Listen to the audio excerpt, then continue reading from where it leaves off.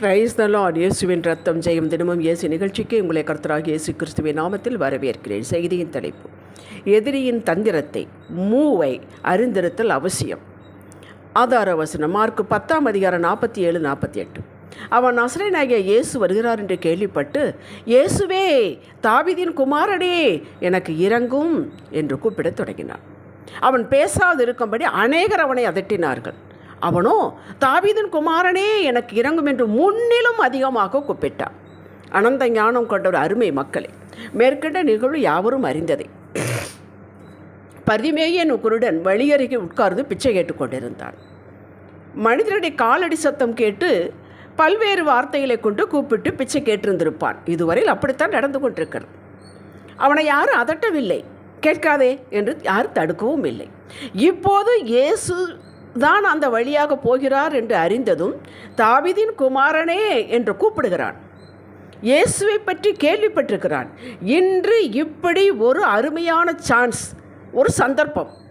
அவரே அந்த வழியாக போகிறார், இந்த சந்தர்ப்பத்தை இழந்துவிடக்கூடாது என்று பல பேர், அநேகர் அவனை தடுத்தும் அதட்டியும் அவன் இன்னும் அதிகமாக கூப்பிடுகிறான். இயேசு நின்று அவனை தம்மிடம் வரவழைத்து, நான் உனக்கு என்ன செய்ய வேண்டும் என்றிருக்கிறாய் என்றார். அவன் பிச்சை கேட்கவில்லை, சாப்பாடு கேட்கவில்லை, நான் ஒரு வருஷத்துக்கு தேவையானதை எல்லாம் எனக்கு கொடுத்துட்டு போங்கன்னு கேட்கவில்லை.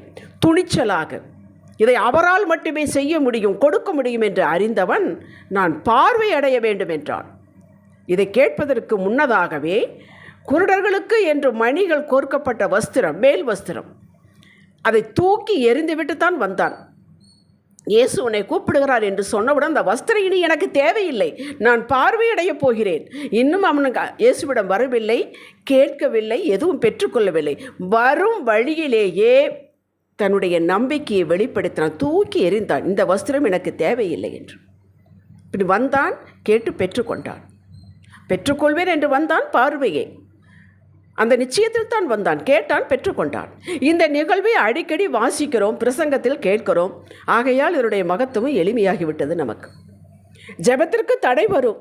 எத்தனை காலத்திற்கு இதையே கேட்டு ஜெபிப்பீர்கள் என்று வீட்டார் கூட பரியாசம் பண்ணுவார்கள். ஆசைக்கு ஒரு அளவில்லையா, இதெல்லாம் நடக்குமா என்ன, கொஞ்சம் லாஜிக்காக யோசித்து பாருங்கள் என்று பல கோணைகள் தடைகள் வரும், பேச்சுக்கள் வரும், அவமானம் வரும். வரும் என்பதை அறிந்திருந்தோமானால், இதில் தெளிவு இருக்குமானால், பிரச்சனையில் பாதி தீர்ந்து விட்டது என்பதாகும்.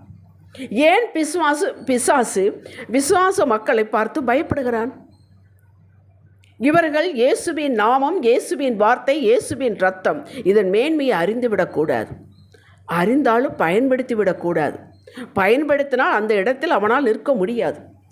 எதிர்த்து தம்மை விரட்டி விடுவார்கள் என்ற பயம். இந்த பயத்திலேயே இருந்தாலும் அவன் தனது வேலையில், முயற்சியில் சோர்ந்து போவதில்லை. இனி கொஞ்ச காலம்தான் தமக்கு கொடுக்கப்பட்டிருக்குது என்பதை அறிவான். அதனால் சுறுசுறுப்பாக வேலை செய்கிறான். யாத்திராக 1:9-10 வாசித்து பாருங்கள். பார்வோன், இஸ்ரவேல் மக்கள் பெருகக்கூடாது. ஏன் பெருகக்கூடாது? பெருகினால், ஒரு யுத்தம் உண்டானால் நம்முடைய பகையினரோடு சேர்ந்து கொள்வார்கள், எதிர்த்து வருவார்கள், நம்மளை தேசத்தை விட்டு போய்விடுவார்கள், விடுதலையாகி விடுவார்கள் என்று பார்வோன் பயந்தான். பிசாசு பயந்தான், சாத்தான் பயந்தான். ஆகவே இஸ்ரவேல் மக்களை பெருகாதபடிக்கு பல உபாய தந்திரங்களை செய்தான். அது வாய்க்கவில்லை, அது வேறு. சாத்தானுக்கு நம்முடைய சொத்து, பத்து, அந்தஸ்து இதன் மீது கண் இல்லைங்க. விசுவாசி சர்ச்சில் பெருகிவிடக்கூடாது, அவன் சர்ச்சுக்கு போய்விடக்கூடாது, விசுவாசிகள் ஒன்று சேர்ந்து விடக்கூடாது. அது தனக்குத்தான் ஆப்பு வைப்பார்கள் என்று அவனுக்கு தெரியும். ஆகவே ரட்சிக்க முடியாதபடி, ஞானஸ்நானம் எடுத்து சபையில் சேர முடியாதபடி, அப்படியே ஞானஸ்நானம் எடுத்தால் ஒழுங்காக சபைக்கு போகாதபடி அவன் பார்த்து கொள்வான். அதுக்கு என்னென்ன செய்ய வேண்டுமோ அதை செய்வான், என்னென்ன பொய் சொல்ல வேண்டுமோ அதை சொல்லுவான். அவர்களே யோசிப்பது போல கூட அவன் செய்வான். அத்தனை செய்து கொண்டு தான் இருக்கிறான். இத்தனை நாளாக பிரச்சனை இல்லை. எப்போ சபைக்கு போக ஆரம்பித்தீர்களோ, வேதத்தை கையில் எடுத்தீர்களோ, அன்றே பிரச்சனை. கேள்விப்பட்டிருக்கிறீர்களா? இதையும் மீறி நாம் செய்கிறோமா? அப்படிப்பட்டவர்களுக்கு நாம் என்ன சொல்கிறோம், எப்படி உற்சாகப்படுத்துகிறோம், விடுதலையின் வழியை எப்படி காட்டுகிறோம் என்பதுதான் இக்காலத்தின் சவால். இப்படிப்பட்ட விமர்சனங்களை காதில் போட்டுக்கொள்ளாமல் நாம் இன்னும் வேத வாசிப்பதை கூட்டி தொடர்ந்து ஆலயத்திற்கு வந்து நம்பிக்கையோடு ஆராதனை செய்யும் போது தடுத்தவர்களே பிரமிக்கும்படியான காரியங்கள் நடக்கும். என் வாழ்வில் நடந்தது. எத்தனையோ என்னை சொன்னார், 2 பெண் பிள்ளைகளை வைத்திருக்கிறீர்கள், திருமணத்துக்கு தயாராக இருக்கிறார்கள், இப்போ போய் இயேசு பின்னாலே போகிறீங்களே, யார் எந்த மாப்பிள்ளை வருவான் என்று. அதையெல்லாம் நான் காதிலேயே நான் போட்டுக்கொள்ளவில்லை.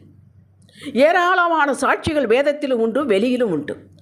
அடுத்து சாத்தான் நமது நம்பிக்கையின் மீது கை வைப்பான்.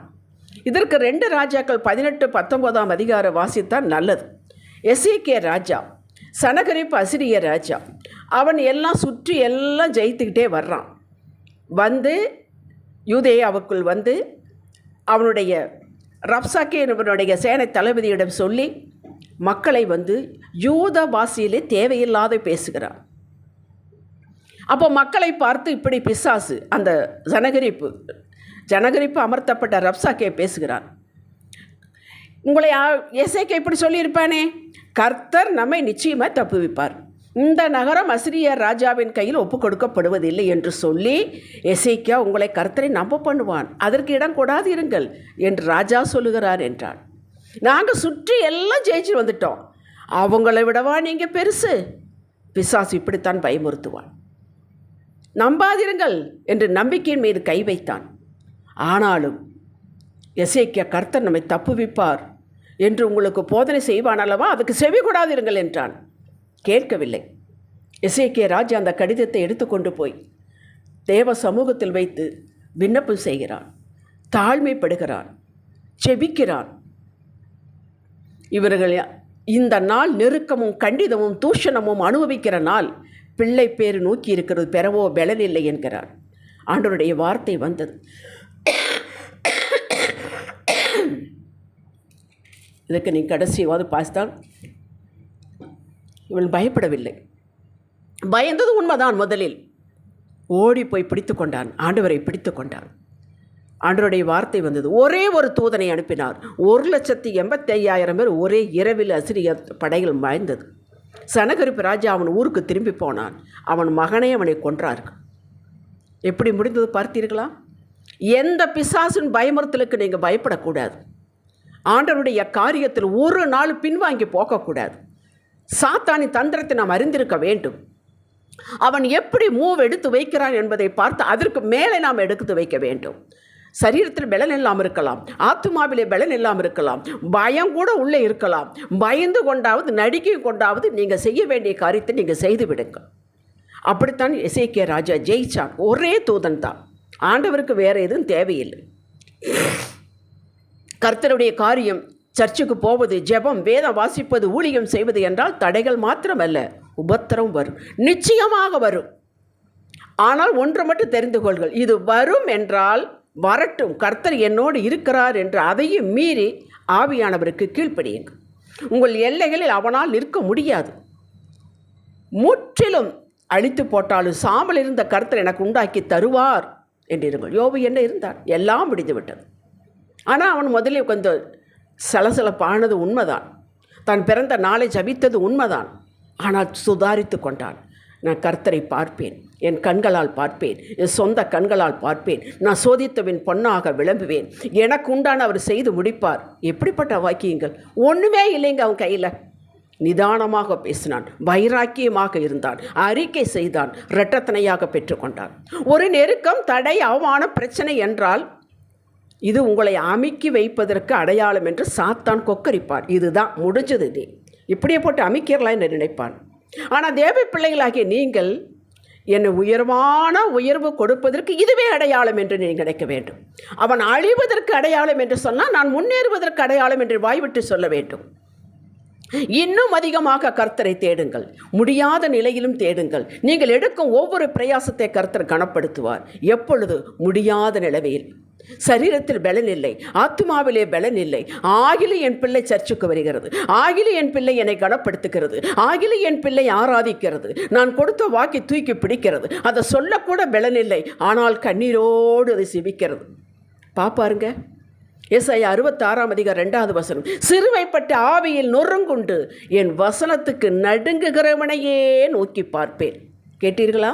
யாரை நோக்கி பார்க்கிறாரு? சிறுமைதான், அவமானம்தான். வீட்டிலே அவமானம், வெளியிலே அவமானம், ஒரு முன்னேற்றம் கிடையாது. இந்த வசனத்தை வச்சுக்கிட்டு எத்தனை நாளைக்கு இப்படி பேசுவேன்னு கேட்குறார்கள். ஆகிலும் என் வசனத்துக்கு நடுங்குகிறனை நான் நோக்கி பார்ப்பேன். அவர் நோக்கி பார்த்தால் சகலமும் உங்களுக்கு சம்பூரணமாய் உங்களை நோக்கி வரும். இது நிச்சயம். ஏராளமான சாட்சிகள் உண்டு, அதை நீங்கள் அறிவீர்கள். ஜெபிக்கலாம். தகப்பனே, உம்மை நெருங்க முடியாதபடி, அண்டிக் கொள்ள முடியாதபடி எத்தனை போராட்டங்கள் பிசாசு கொண்டு வந்து போட்டாலும் அதையும் தாண்டி உம்மை நோக்கி கூப்பிடுவோம். எங்கள் ஆத்துமாவை உமக்கு நேராக உயர்த்துவோம். வேதத்தில் சாட்சிகளைப் போல வெற்றி அடைவோம். பிசாசு வெட்கப்பட்டு போவான். நாங்கள் பிரகாசம் அடைவோம். தோற்று போனதாக சரித்திரமே கிடையாது. அறிக்கை செய்கிற எங்கள் அருமை பிதாவே இயேசுவின் நாமத்தில். இன்றைய சிந்தனைக்கு, உலகில் இருப்பவளை எங்களுக்குள் இருக்கிறவர் பெரியவர். தினமும் கர்த்தருக்கு கீழ்ப்படிவோம். சாத்தானுக்கு எதிர்த்து நிற்போம். தேவனுடைய பரிபூர்ண சமாதானத்தை காத்துக்கொள்வோம். ஆமேன். ஹல்லேலூயா.